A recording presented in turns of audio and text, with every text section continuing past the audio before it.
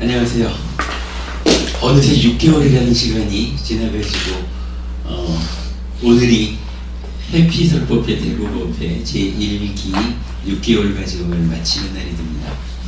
마친다고 해가지고 아주 딱 끝나버리는 게 아니라서 마치는 일을 기념한 어떤 일도 할 계획은 없습니다만은 그러니까 준비된 대로 수업을 이어가겠고요.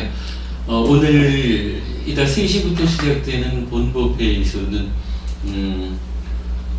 기본기라고 시작한 부처님의 그 이전부터 현재까지를 알아보는 공부, 그 공부 중에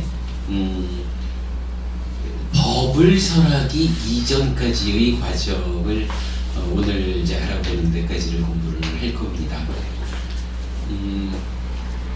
이따가 이런 좀 다른 이야기를 좀 하기로 하고요. 요 시간에는 좀 우리 일상의 삶에 관계되는 이야기 중에서 좀 여러 가지 경전들이 연계되어 있는 내용을 잠시 좀 보도록 하겠습니다.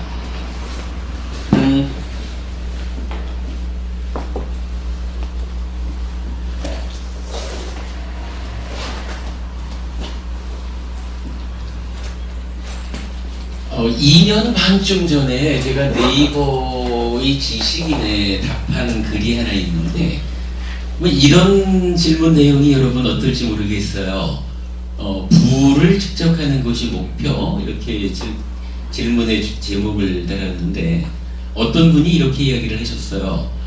우리 가족들, 우리 조부모님들까지 포함해서 양가 모든 식구들이 풍요롭게 부족함 없이 몸이 편하고 건강하게 살 수 있게끔 부를 끌어당기는 직업을 찾는 것, 그것이 제가 직업을 고를 때 절대 기준입니다.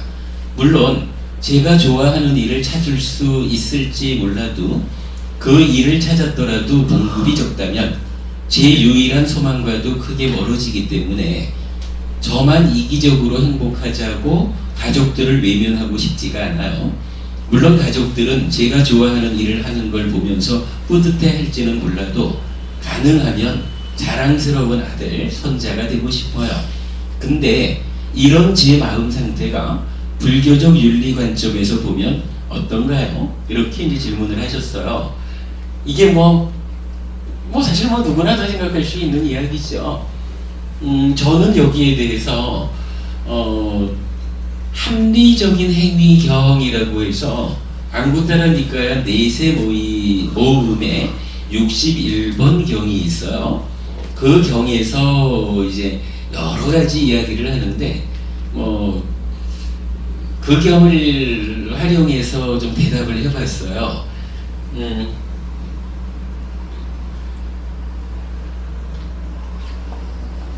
이 경에서는 크게 보면 두 가지 주제가 나타나요. 자, 한 가지, 장자여, 네 가지 법들이 있으니 그것은 원하고 좋아하고 마음에 들지만 세상에서 얻기 어려운 것이다. 무엇이 넷인가? 그러니까 우리가 살아가면서 내가 정말로 바라는 거고 좋아하고 마음에 탁 드는 거, 요런 것이 있는데 이 세상에서 그걸 얻기는 힘든 거, 그런 것이 있다는 거예요. 네 가지로 말하는데, 자, 나에게 법답게 재물이 생기기를, 이것이 첫 번째로 원하고 좋아하고 마음에 들지만 세상에서 얻기 어려운 것이다. 두 번째, 법답게 재물을 얻은 뒤 친척들과 스승들과 더불어 명성이 나에게 오기를, 이것이 두 번째로 원하고 좋아하고 마음에 들지만 세상에서 얻기 어려운 것이다. 세 번째, 법답게 재물을 얻고 친척들과 스승들과 더불어 명성을 얻은 뒤 나는 오래 살고 긴 수명을 가지게 되기를, 이것이 세 번째로 원하고 좋아하고 마음에 들지만 세상에서 얻기 어려운 것이다. 네 번째, 법답게 재물을 얻고 친척들과 스승들과 더불어 명성을 얻고 오래 살고 긴 수명을 가진 뒤 죽어서 몸이 무너진 다음에는 좋은 곳 천상세계에 태어나기를, 이것이 네 번째로 원하고 좋아하고 마음에 들지만 세상에서 얻기 어려운 것이다. 이렇게 말을 해요. 그러니까 이런 얘기예요. 내가 내 입장에서 볼 때 정말로 원하는 게 있고 좋아하고 탁 마음에 들지만 내 거 하기는 어려운 것이 네 가지가 있다는 거예요. 첫째로는 부자가 되고 싶다는 거예요. 근데 이게 그냥 아무렇게나 좀 나쁜 짓도 해가고 뭐 이러면서 부자 되는 것은 배워 알기로 그렇게 하면은 지옥 간다 그러니까 아무렇게나 부자 되는 것은 말고 법답게 재물을 얻는 거. 그러니까 정당한 방법에 의해서 부자가 되고 싶습니다. 이 얘기를 하는 거고요. 요거 참 좋은 건데 얻기 어려운 겁니다. 이 얘기죠. 두 번째로는 친척들과 스승들과 더불어서 명성을 얻겠다. 나 혼자만 관도법원이 참 훌륭합니다. 이렇게 혼자만 명성을 얻는 것보다는 친척들 또 스승들 뭐 이렇게 나와 관계되는 우리 그룹이 함께 와 관도법원님과 함께하는 그 그룹은 최고야. 이런 명성을 얻고 싶다. 이런 이야기죠. 근데 그게 어렵다는 거예요. 세 번째로는 뭐 긴 수명을 오래 살고 긴 수명을 가진다 이랬는데 이게 이건 빨리어 번역에서 빨리어 단어가 세세하게 어떤 차이가 있는지를 우리가 잘 모르니까 하여간 뭐 어쨌든 오래 살고 싶다 이런 얘기예요. 오래 살고 싶은데 그게 전 마음대로 잘 안 된다 그런 얘기고, 네 번째로는 어쨌든 죽어야 되니까 죽은 다음에는 하늘나라에 태어나고 싶어요. 요 얘기거든요. 그러니까 뭐 우리가 이거 다 한 가지라도 싫은 게 없죠. 정당하게 부자 되겠다. 함께 더불어서 명성을 얻겠다. 그래도 어디든 가면은 참 훌륭한 사람들입니다. 이 얘기 듣고 들으면서 살고 싶지 자 죽일 놈 이 소리 듣기는 싫은 거죠. 그리고 오래 살고 싶죠. 건강하게 오래 살아야죠. 그리고도 죽은 다음에는 하늘나라에 태어나겠다. 이렇게 이제 네 가지가 참으로 원하고 좋아하고 마음에 들지만 얻기 어려운 것이다. 이렇게 얘기를 해요.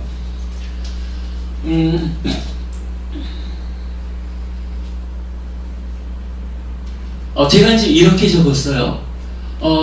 부처님께서는 출가 수행자라면 다르겠지만 이러한 네 가지를 원하고 좋아하고 마음에 들어하는 것은 제가자에게 있어서는 당연한 일인 것으로 간주하는 것을 알 수 있습니다.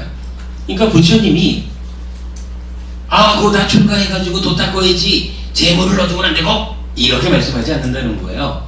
제가자에게는 이 네 가지가 이 네 가지를 추구하는 것은 당연한 일이다라고 부처님은 그것을 인정하는 것 같다. 이런 이야기죠. 그러면서 오히려 이 경에서는 이어지는 말씀을 통해 얻기 어려운 이 네 가지를 얻기 위한 조건을 제시합니다. 이렇게 나와요. 그러니까 그거 안 돼! 부자 되려고 하지 말고 뭐 부처님 이러시는 게 아니라 오히려 어떻게 하면은 그 얻기 어려운 네 가지를 믿고 할 수 있느냐, 얻을 수 있느냐, 요 방법을 가르쳐 준다는 거예요. 장자여, 이처럼 원하고 좋아하고 마음에 들지만 세상에서 얻기 어려운 네 가지 법들을 얻기 위해서는 네 가지 조건이 있다. 무엇이 넷인가? 믿음을 부족하고 계를 부족하고 보시를 부족하고 통찰지를 부족하는 것이다. 이렇게 돼요.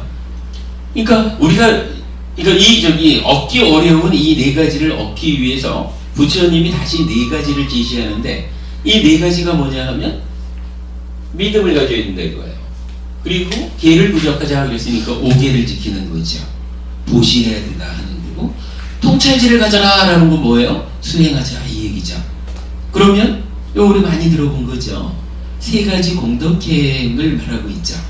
세 가지 공덕행, 즉 5계와 보시와 수행이라고 하는 이 세 가지 공덕행을 그 바탕에 부처님에 대한, 부처님 가르침에 대한, 승가에 대한 믿음을 토대해서, 그죠? 믿음 위에서 5계와 보시와 수행이라는 세 가지 공덕행을 지키는 삶을 살아가면 그대들의 삶이 이러한 얻기 어려운 네 가지 이것을 성취할 수 있다. 부처는 이렇게 말씀하시는 거예요.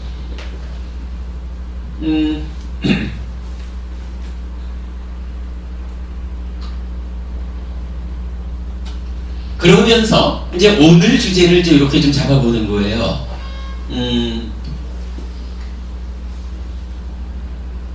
자, 또한 믿음과 계와 보시와 통찰지를 갖추어 법답게 재물을 얻게 되면 그 재물로 하는 네 가지 일을 설하시는데 그중 첫 번째 것만 살펴보면 이렇습니다. 이랬어요. 그러니까 믿음에 토대한 세 가지 공덕행을 위해서 우리가 네 가지 얻기 어려운 것을 얻을 수 있잖아요. 그런데 이제 그 네 가지 중에 첫 번째 것, 뭐예요? 법답게 재물을 얻는 거죠. 정당하게 부자 되는 거. 요 네 가지, 그러니까 정당하게 부자 되는 여기 부분만을 부처님은 또 다시 설명을 하고 있는데, 이렇게 정당한, 경전에서는 이걸 어떻게 표현하냐 하면, 열정적인 노력으로 얻었고, 팔의 힘으로 모았고, 땀으로 획득했으며, 법답고 법에 따라서 얻은 재물, 이렇게 표현을 해요. 그러니까 정당하게 얻은 재물이에요. 이 재물로 네 가지 일을 한다. 무엇이 넷인가? 장자여, 여기 성스러운 제자는 열정적인 노력으로 얻었고 팔의 힘으로 모았고 땀으로 획득했으며 법답고 법에 따라서 얻은 재물로 첫째, 자신을 행복하게 하고. 어이구, 여러분 우리 잘 봐야 돼요.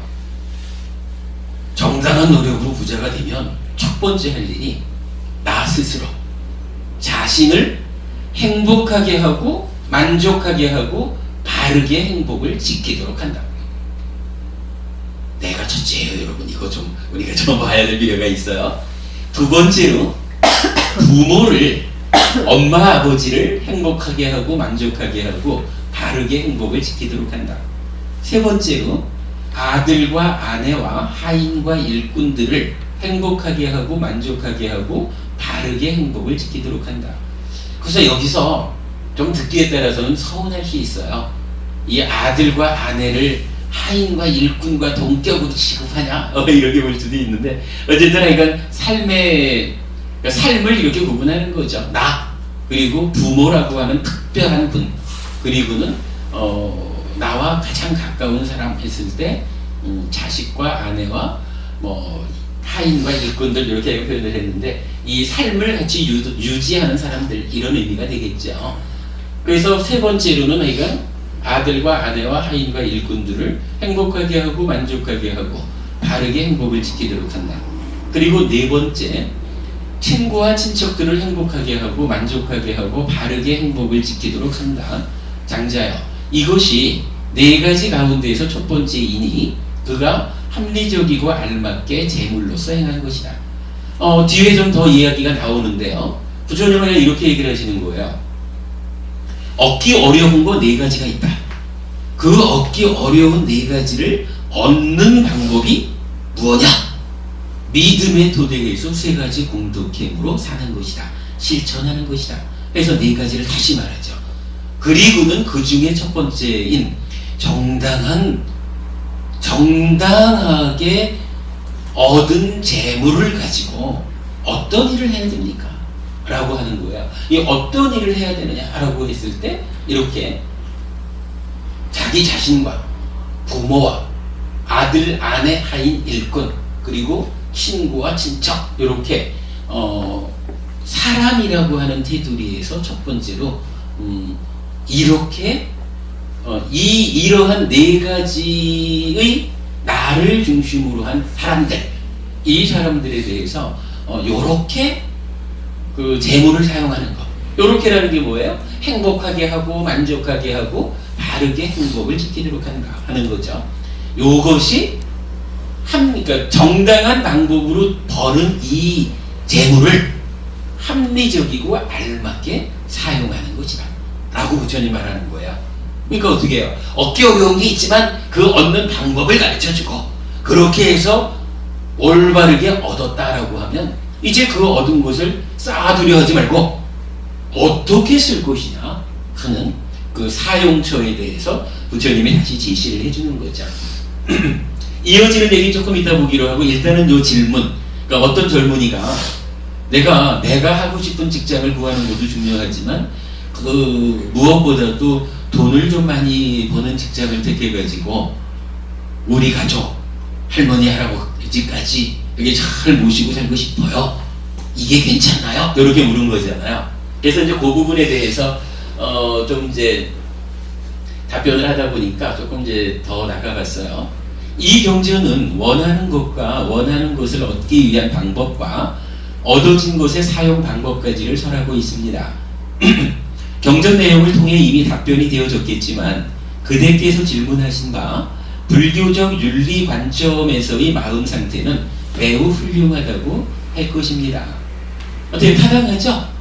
젊은이가 나 혼자만 이렇게 생각하지 않고 그래도 내가 경우에 따라서는 내 적성에 맞지 않는 일이 될지 몰라도 열심히 일해서 돈을 벌어서 가족과 어른들을 이렇게 모시는 삶을 살고 싶습니다 라고 하는 거, 불교적 윤리 관점에서의 마음 상태라고 질문하신 점은 훌륭하다, 이렇게 제가 이제 답변을 드린 거죠. 그리고 그러한 마음 상태가 시간이 지나도 잘 유지될 수 있도록 마음 관리, 수행에 신경 쓰실 것을 권해드립니다. 이랬어요. 그러니까 지금 생각은 그렇지만 한 1년쯤 지나고 나면 에이구 힘든데, 거기다가 이제 장가래도 가고 나면 에이구 내 마누라 내 새끼나 잘 봐야지, 뭐 이렇게 이제 못하면 흘러가죠. 그러니까 지금 생각이 그렇게 훌륭하게 하셨다면 그러한 생각이 오래도록 유지될 수 있도록 마음을 관리해야 됩니다. 수행해야 됩니다. 제가 이렇게 이제 안내를 한 거죠. 다만 한 가지 주의하실 점은 1. 직업을 고르는 기준에서 법답게 재물을 얻고라고 설하신 바에 따라야 한다는 기준이 배제되어서는 안 된다는 것입니다. 법답지 않게 얻은 재물은 눈앞의 기쁨은 제공할지 몰라도 그대의 긴 삶을 행복으로 인도하지 못한다는 점을 절대 잊어서는 안 될 것입니다. 아무튼 이 경은 이런 개성으로 끝납니다. 그래서요. 그러니까 이게 무슨 얘기냐면 이제 이렇게 훌륭한 마음 상태를 갖기는 했는데 거기에서 자칫 잘못하면 분명히 부처님은 이러한 가르침을 설할 때 어떠한 재물이라고 가르쳐 주셨나요 하면 법답게 얻은 재물이란 말이에요. 정당한 노력에서 정당한 노력으로 벌어야 되는데 이제 막상 가족과 어른들과 뭐 이런 쪽으로 생각이 좀 치우치다 보면 법답게 얻는다라고 하는 요 부분을 좀 살짝 배제하고 에휴 조금 안 좋게라도 사기를 좀 쳐서라도 뭐 나쁜 직업을 통해서라도 요렇게 잘못 갈 수가 있죠. 그러나 그 부분은 사실은 배제돼서는 안 된다. 왜냐하면 그렇게 법답지 않게 얻은 재물은 당장 눈앞에서는 기쁨을 줄지 몰라도 중요한 표현이죠. 그대의 긴 삶을 행복으로 인도하지 못합니다. 이 말은 설명 필요 없죠, 여러분. 그죠? 올바른 방법으로 정당하게 부자 되지 않고 다르게 부자가 되려고 시도를 하다 보면 눈앞의 기쁨은, 눈앞에서의 만족은 가져올 수 있지만 자기의 긴 삶을, 그래도 우리가 뭐 이청년 같으면 지금 20살만 잡아도 한 7, 80년은 더 살아야 되잖아요. 7, 80년의 이 긴 삶이 그렇게 행복으로 인도되지 못한다 라고 하는 부분을 우리가 꼭 보아야 된다. 그렇기 때문에 우리가 계를 지키고 보시하고 수행하는 공덕행이 필요하다, 이런 거죠. 하여간 개성이 이어집니다. 나는 재물을 수용하였고 나를 의지하는 자들을 부양하였고 재난을 건넜다. 높은 존재에 태어나는데 도움이 되는 도시를 하였고 5가지 공무를 베풀었다. 개를 부족하고 제어되고 청정고맹을 닦는 자들을 섬겼다. 현명한 제가자는 어떤 목적을 위해 재물을 원하나니 나는 그 목적을 이루었고 후회하지 않는 행을 하였네. 인간은 이런 것을 기억하면서 성스러운 법에 굳게 선하니 여기 이 세상에서는 칭송을 받고 죽은 뒤에는 천상에서 기쁨 누리니. 이렇게 이제 부처님이 개성으로 마무리를 하셔요. 아무튼 이 젊은 청년의 질문에 대해서 이렇게 답변을 해봤고요. 제가 이거 이제 연결을 해드리겠지만은 합리적인 행위경을 이제 전체적으로 타자를 쳐놨어요. 그러니까 여러분 나중에 한번 읽어보시고요.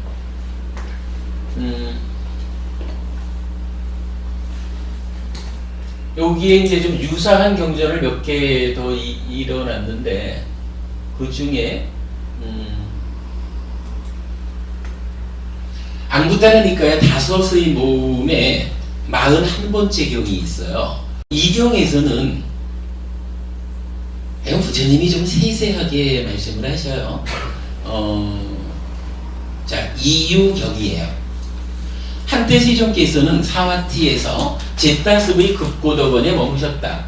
그때 급고덕 장자가 세종께 다가갔다. 가서는 세종께 절을 올린 뒤 한곁에 앉았다. 한곁에 앉은 급고덕 장자에게 세종께서는 이렇게 말씀을 하셨다. 장자여, 5가지 재물을 벌어야 하는 이유가 있다. 무엇이 5인가? 이제는 아예 부처님이 부자가 되어야 되는 이유가 있다. 돈을 벌어야 되는 이유가 있다. 이렇게 말씀하시는 거예요. 얘기는 이제 다 비슷해요. 장자여, 무엇이 5인가? 장자여, 여기 성스러운 제자는 열정적인 노력으로 얻었고 팔의 힘으로 모았고 땀으로 획득했으며 법답고 법에 따라서 얻은 재물로 자신을 행복하게 하고 만족하게 하고 바르게 행복을 지킨다. 부모를 행복하게 하고 만족하게 하고 바르게 행복을 지킨다. 아들과 아내와 하인과 일꾼들을 행복하게 하고 만족하게 하고 바르게 행복을 지키게끔 한다. 장자여, 이것이 첫 번째 재물을 벌어야 하는 이유이다. 요거 좀 전에 4가지로 설명한다라고 하는 것 중에 첫 번째 것만 말씀을 드렸는데, 첫 번째 것 중에 첫 번째가 뭐였나요? 나, 부모, 아들, 아내, 하인, 일꾼, 그리고 4번째와 친구와 친척인데, 요 친구와 친척 뺀 앞에 3가지만을 묶어가지고 첫 번째 이유 이렇게 말을 한 거죠. 그리고 2번째로는 똑같은 얘기를 친구와 친척들을 행복하게 하고 만족하게 하고 바르게 행복을 지키게끔 하기 위해 재물을 버는 것이다. 그래서 2번째로 나와요. 그러니까 앞에서 첫 번째 용도로 말씀하신 것을 여기서 2가지 이유로 좀 나눠서 말을 하고 있고요. 그 다음에 이제 3번째로는 여기 성스러운 제자는 열정적인 노력으로 얻었고 팔의 힘으로 모았고 땀으로 획득했으며 법답고 법에 따라서 얻은 재물로 모든 재난, 즉 불과 물과 왕과 도둑과 적과 나쁜 마음을 가진 상속인 등의 여러가지 재난으로부터 자신을 보호한다. 그것은 자신을 안전하게 지켜준다. 장자여, 이것이 세 번째 재물을 벌어야 하는 이유다. 이렇게 말을 해요. 그러니까 이렇게 이제 나와 관계되는 모든 사람들에 대한 사람들을 행복하게 해주는 게 첫 번째, 2번째 돈을 벌어야 되는 이유라면, 이제 3번째로는 여러 가지 재난으로부터 나를 보호한다. 재난으로부터 나를 보호하는 것은 나를 안전하게 지켜준다. 나를 안전하게 지키기 위해서 돈을 벌어야 된다. 이렇게 말씀하시는 거예요. 근데 여기 이제 그 재난을 말하는 게 좀 재밌어요. 불과 물과 이러면은 그냥 물질적인 거 또는 화재, 수재 이렇게 말하는 거죠. 왕이라고 하는 존재는 국가가 세금 뜯어가는 거 이런 부분도 포함이 되고, 도둑이나 적은 그런데 여기 마지막 한 가지 나온 게 상속인. 상속인이면 웬만해서는 내 아들 내 딸이잖아요. 그런데 경전에서 보면은 그 상속인도 재난 중에 하나로 이렇게 이제 표현하는 것은 좀 재미있어요. 그래 여기서 보면은 이제 번역하신 대림 스님은 박스를 해서 나쁜 마음을 가진 상속인 이렇게 이제 좀 추가 설명도 해놨는데 이건 그렇게 좀 보시면 될 것 같아요. 근데 어쨌든 하여간 3번째로 내가 돈을 벌어야 되는 이유는 여러 가지 재난으로부터 나 스스로를 지켜내기 위해서. 근데 이거 여러분 타당하죠? 우리가 아무래도 이게 부처님 당시에도 그랬으니 지금은 훨씬 더 이 경제를 중심하는 사회니까 크겠지만 돈이 없다라고 하는 것이 사실은 내 삶을 보호하지 못하게 만드는 가장 큰 이유가 되죠. 정당한 노력으로 돈을 벌어야 된다, 부자가 돼야 된다라고 하는 거 불자의 삶이다, 이렇게 받아들이는 부분이 필요하죠. 그리고 이제 다시 장자요. 여기 성스러운 지자는 열정적인 노력으로 얻었고 팔의 힘으로 모았고 땀으로 획득했으며 법 닦고 법에 따라서 얻은 재물로 5가지 헌공을 하나니 그것은 친지에게 하는 헌공, 손님에게 하는 헌공, 조상들에게 하는 헌공, 왕에게 하는 헌공, 신에게 하는 헌공이다. 장자여, 이것이 4번째 재물을 벌어야 하는 이유이다. 이래요. 5가지로 헌공을 한다, 베푼다, 이런 의미가 나타나는데 이 부분은 하여간 좀 제가 잘 이해하지 못하는 부분이 있어요. 그러나 이제 기본적으로는 돈을 벌으면 우리 가족 요렇게만 딱 용처를 제한하지 말고 뭐 친지들에게도 베풀어야 되고 손님들에게도 베풀어야 되고, 여기서 이제 조상신들에게 하는 헌공이라고 하는 부분은 우리가 뒤에 좀 따로 봐야 돼요. 조상이라는 존재가 죽음은 이미 전생을 다 기억하지 못하는 상태로 새로운 삶이 시작됐다고 하는데 조상들한테 어떻게 헌공을 한단 말이냐, 이런 이제 의문이 생길 수 있는데, 이것은 뒤에 우리가 공부를 하겠지만, 이거는 아귀 세상에 태어난 존재들은 후손들이 이렇게 회향해주는 공덕을 음식으로 한다, 이런 부분들이 이제 나타나요. 그럼 뒤에 이제 우리가 다시 공부하기로 하고, 그 다음에 뭐 왕에게 하는 헌공은 이제 세금 이렇게 말하는 거고, 신에게 하는 헌공이다라고 이제 나타나는데, 이 부분은 사실은 제가 잘 이해를 못하겠어요. 그러니까 이건 공부를 좀 더 해서 우리 설명하기로 하고요. 그러니까 이렇게 5가지로 헌공한다, 바친다, 베푼다, 이런 의미가 재물을 벌어야 하는 4번째 이유입니다. 다시 장자요. 여기 성스러운 제자는 열정적인 노력으로 얻었고 팔의 힘으로 모았고 땀으로 획득했으며 법 닦고 법에 따라서 얻은 재물로 삼은 바라문들께 정성을 다한 보시를 한다. 출가한 사람들에게 보시를 해야 한다, 이렇게 이제 말하는 거예요. 그런데 여기서는 보시를 해야 한다라는 것보다 사실은 더 중요한 의미가 이어서 나타나요. 그러한 삼은 바라문들은, 즉 뭐예요? 보시를 받은, 이런 이야기죠. 보시를 받은 삼은 바라문들은 교만과 방일함을 금하고 인욕과 온화함에 헌신하여 살면서 각자 자신을 길들이고 각자 자신을 제어하고 각자 자신을 완전한 열반에 들게 한다. 일단 보시를 받았다, 출가한 사람이 스님들이 보시를 받았다 이러면 스님들이 요 보시를 받고는 받았음, 내 할 일 끝났음, 요렇게 그냥 끝내버리면 안 된다는 거예요. 그러니까 출가한 사람들은 어떻게 해야 되느냐 하면, 어차피 제가자가 정성을 다해서 보시해주는 것으로 먹고 살고 공부를 하는 거잖아요. 그래서 교만하지 말고 방일하지 않아야 되고 인욕과 온화함에 헌신하여 살면서 각자 자신을 길들이고 자신을 제어하고 자신을 완전한 열반에 들게 해야 된다. 이거 뭔가요? 열심히 수행해야 됩니다. 수행을 해서 출가자로서의 성취를 보여줘야 됩니다. 이런 이야기가 되는 거죠. 그러니까 출가한 사람들 입장에서는 대가자들로부터 보시받는 일이 얼마나 무서운 일인지, 이 보시받은 것을 보통 하는 말로 먹고 땡 해서는 안 되고, 이 보시받은 은혜에 의해서 내가 공부하는 것이다. 그래서 열심히 공부해가지고 출가자로서의 역할을 감당해야 된다, 이런 의미가 되는 거예요. 자, 그렇게 되면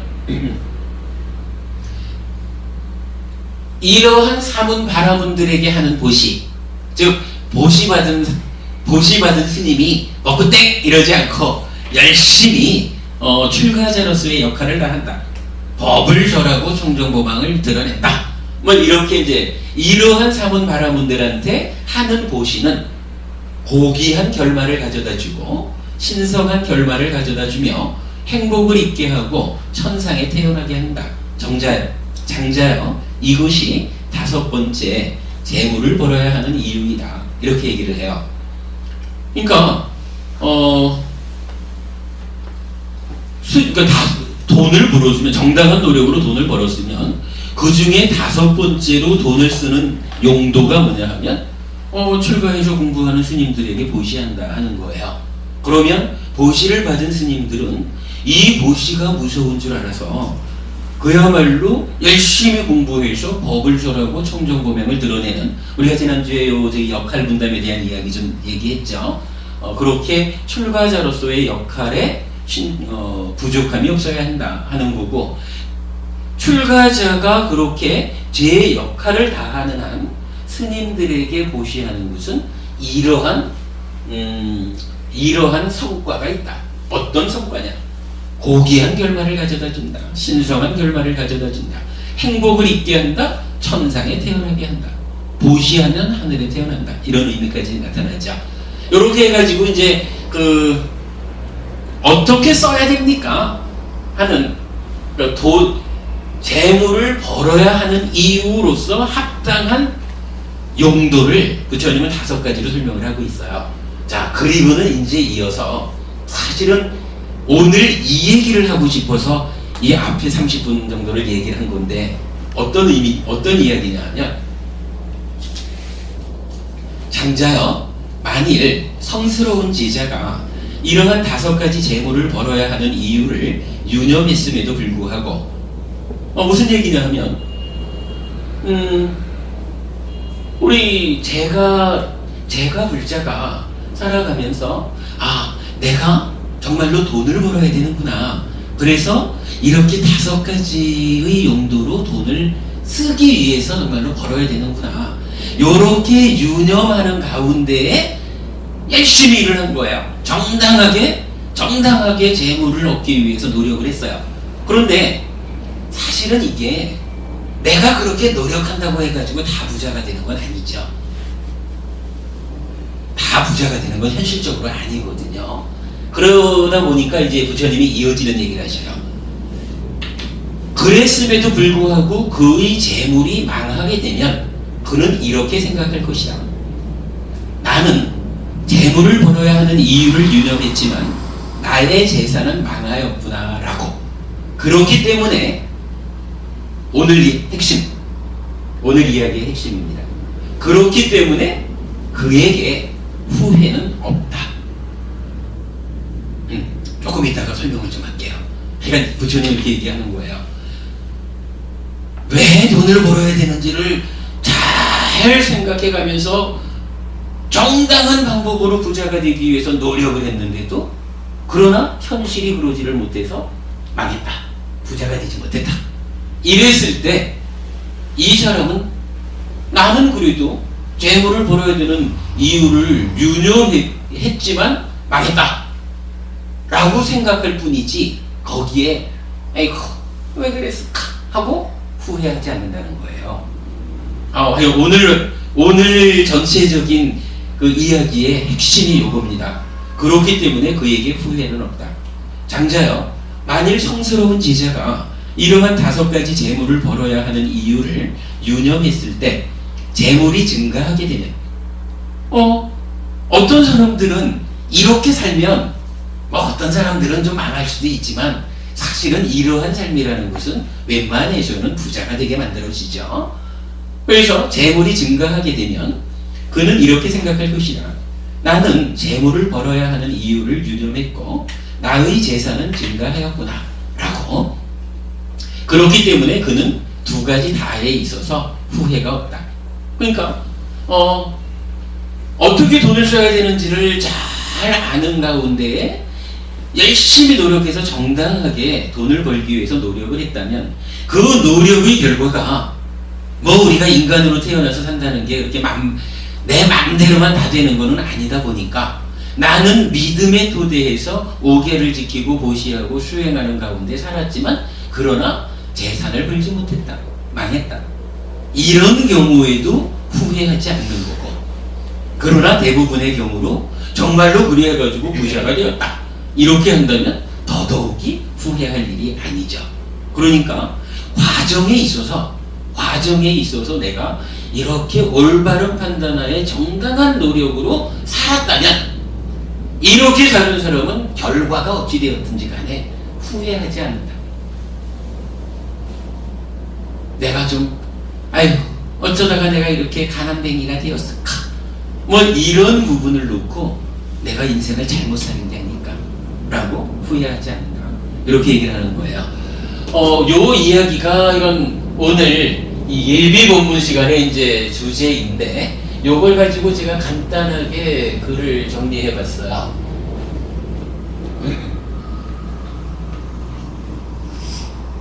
자, 5가지 용도를 설명한다라는 거 있었고, 이랬을 때, 그러니까 이 얘기에서 또 결국 중요하게 나오는 것은 어떤 재물이냐라고 할 때, 열정적인 노력으로 얻었고 팔의 힘으로 모았고 땀으로 획득했으며 법 닦고 법에 따라서 얻은 재물이다. 그러니까 정당한 방법으로 부자가 되어야 된다. 요 얘기가 이제 반복이 되죠. 그리고는 이제 이렇게 제가 정리를 한 겁니다. 그러나 이 경이 제시하는 정말 중요한 메시지는 다른 곳에 있는 것 같습니다.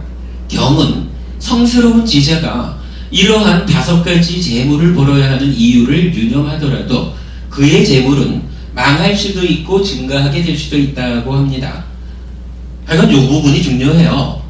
우리가 가르치는 대로 믿음의 토대에서 오개와 보시와 수행으로 살았는데 어째 내가 부자가 못했을까? 라고 탓하고 들어갈 부분은 아니라는 거예요. 왜냐하면 우리 삶이라는 게 다양하게 조건 지어져 있기 때문에 나의 이러한 삶, 나의 이러한 노력으로 감당할 수 없는 어떤 조건들이 있으면 내가 그 조건을 넘어서지 못하면 부자가 되지 못할 수 있는 거예요. 망할 수 있는 거예요. 그러면 이 부분을 우리가 보는 게 굉장히 중요하다라는 거고, 그래서 제가 이렇게 썼습니다. 아마도 무상고 무아인 존재의 실상 때문일 것입니다. 열정적인 노력에 이런 이유가 더해지더라도 다양한 다른 조건들에 의해 경제적으로 흥할 수도 있고 망할 수도 있다는 의미입니다. 그리고 각각의 경우에 성스러운 제자는 1. 망했을 경우 나는 재물을 벌어야 하는 이유를 유념했지만 나의 재산은 망하였구나 라고 생각함. 그러나 그는 후회하지 않음. 2. 흥했을 경우 나는 재물을 벌어야 하는 이유를 유념했고 나의 재산은 증가하였구나 라고 생각함. 그는 2가지 다에 있어서 후회하지 않음 이라고 생각합니다. 이라고 합니다. 목적의식, 재물의 용도를 가지고 정당한 방법으로 열심히 노력하였다면 그 결과에 연연하지 않는다는 의미로 이해하게 됩니다. 요 글의 제목을 이렇게 적은 거예요. 목적의식, 재물의 용도를 가지고 정당한 방법으로 열심히 노력하였다면 그 결과에 연연하지 않는다. 근데 이 얘기는 사실 이렇게 볼 수가 있어요. 뭐 좀 극단적인 표현을 하자면 내가 아무리 정당한 방법으로 열심히 일을 하더라도요, 갑자기 전쟁이 나버렸어. 전쟁이라고 하는 것도 내 삶의 하나의 조건이거든요. 열심히 일하는 것도 조건이고, 어쩌면 이거는 조건 중에 그 업이라고 하는 원인, 이렇게 말할 수가 있겠지만, 아니면 전쟁은 아니지만 우리가 10여 년 전에 겪었던 IMF 사태가 일어났어요. 열심히 정당한 방법으로 일하는 사람들 중에 얼마나 많은 사람들이 IMF 때문에 쓰러졌냐고요. 살다 보면은 인간으로 태어나서 인간 가운데의 삶을 살다 보면은 이렇게 내가 최선의 노력을 해도 감당할 수 없는 조건이 생길 수가 있는 거예요. 그랬을 때 어떤 사람은 내가 내 딴에는 최선의 노력을 다했지만 망했다. 이거 내가 부처님 말씀 따르지 말고 그냥 좀 딴짓을 해서라도 해야 되는 거 아니었을까? 요렇게 성스러운 제자는 그런 후회를 하지 않는다는 거예요.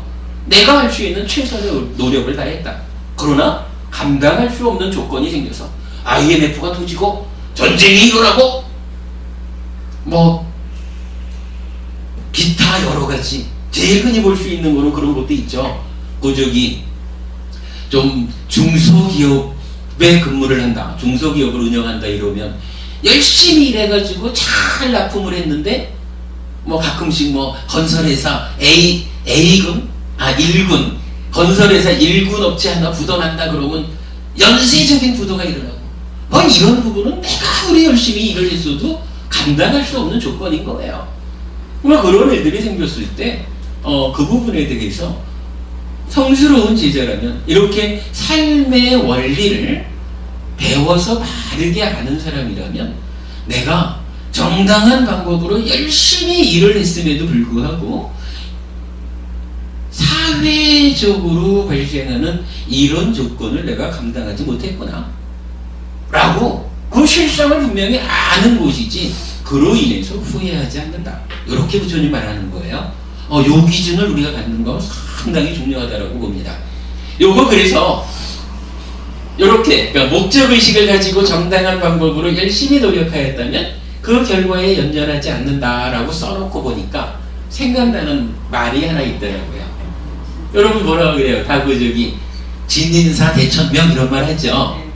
진인사 대천명. 그래서 사람이 할 일을 다 했으면 천명 하늘의 뜻을 기다리자. 이 얘기는 뭐 많이 하는 얘기죠. 물론 우리가 불교적으로 보면 하늘의 뜻을 기다릴 일은 없죠. 나의 업이 어떠한 조건들과의 관계 속에서 결과를 성취해낼 것이냐 이 부분을 기다리는 거죠.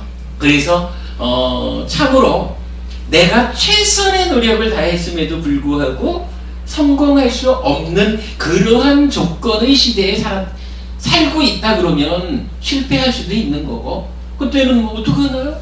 한방하나 뭐 전쟁이 나가지고 다 먹고 살기 힘들어진 이 상태에 나 혼자 부자 되지 못한 것을 후회하고 있다 이러면 그건 솔직히 곤란하죠.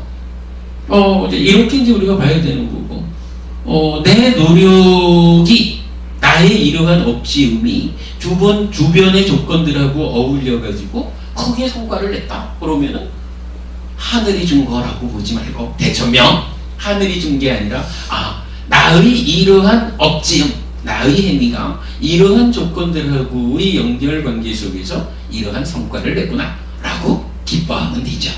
그리고는 그렇게 벌어진 재물을 가지고 써야 할 자리에 바르게 쓰면 되죠. 오늘은 하여간 여러분께 이 얘기를 꼭 해드리고 싶었어요. 부처님께서 이렇게 내가 살아가면서 정말로 원하는 거지만 얻기 어려운 이런 네 가지가 있다라고 하는 것을 되돌아보자. 그 네 가지를 얻기 위해서는 믿음에 토대한 세 가지 공덕행이라고 하는 방법을 부처님은 주셨다. 그리고 그 가운데에 거기서 벌어지는 얻어지는 재물을 가지고 어떻게 사용해야 되는지 사용 방법까지도 부처님은 합리적인 행위 이래가지고 제시하고 있다. 그리고는 마무리에 가서는 그러나 그렇게 가르쳐준 대로 살았지만 다른 조건들이 여건들이 받쳐주지 못해가지고 실패할 수도 있다. 실패했다라고 하는 그 시점에서 실패해 떨어져가지고 보통 대경에서는 그래 말하죠. 근심하고 상심하고 슬퍼하고 가슴을 치고 그 다음이 뭐더라? 아닌데 가슴을 치고 어찌하고 광란한다 이렇게 이제 나타나요. 하나로 뭐더라? 근심하고 상심하고 슬퍼하고 가슴을 치고 뭐하고 광란한다 이렇게 이제 나타나요. 그 하나가 생각이 안 나네. 그렇게 실패했다고 해서 그렇게 대응하는 사람은 이어지는 또 다른 괴로움을 만든다. 두 번째 화살을 만든다. 몸이 병들었는데 마음까지 따라서 병든다. 그러니까 다양한 이야기로 설명되는 더 큰 괴로움을 만나게 되죠. 그래서 오늘 말씀의 결론, 내가 최선의 노력을 다했다면 가르침대로 살았다면 조건들이 마땅치 못해서 실패를 하는 경우가 생겼다 해도 그로 인해서 후회하지 않는다. 근심하고 상심하고 슬퍼하고 가슴을 치면서 광란하지 않는다. 요 얘기를 오늘 여러분께 들려드린 거로 하고요. 좀 쉬었다가 저기 3시 반부터 설법을 시작하도록 하겠습니다. 어때요? 오늘 이 얘기가 여러분, 저는 사실은 설법하기가 굉장히 좀 어렵기는 했는데 여러분들한테 도움이 되실까 모르겠어요. 부처님이 제가 신자들에게는 항상 이런 식으로 이제 교리 교학이라든지 수행 명상보다도 이런 그릇을 있고 이런 들으면 감동되는 가르침을 너무너무 많이 적시셨는데 그렇습니다. 이런 그 설교가 없어지고 설법으로 가고 난 다음에 불교는 그 제자리를 잃었다. 역사적인 사실을 보면은 이런 진짜 이게 진정한 제가자를 위한 법문이다. 그렇죠. 부처님이 현시에 왔으면 참 돈 잘 벌었을 그러겠죠. 숙박고 가면은 그럴 거예요. 그 명상센터. 아니 숙박하면 자로 왜 터지더라고요. 사실은 이제 요 주제로 경전 몇 개를 좀 더, 그러니까 본방 말씀드린 요런 주제에서 동일한 이야기가 좀 더 반복해서 심화되는 이야기들이 몇 개 경전이 더 있어요. 그건 이제 쭉 좀 저기 연결을 다 해놨는데 나중에 이건 수업 보고를 통해서 연결해 드릴 테니까 여러분 뭐 경전을 읽어만 보셔도 충분한 그런 내용입니다. 그러니까 부처님이 보면은 참 세세해요. 그 뒤에 나오는 경전에서는 부모를 행복하게 해드리면 왜 좋은가? 이러면 부모님이 오래 살아라, 행복해라. 이렇게 부모님이 정말로 선한 마음으로 축복해주기 때문에 좋은 것이다. 뭐 이런 얘기까지. 아니 누가 모르겠어요. 지장현 고모님이 뭐 방에서 좀 냄새가 나는 것 같더라고요. 그래요? 그렇죠. 아무튼 쉬겠습니다.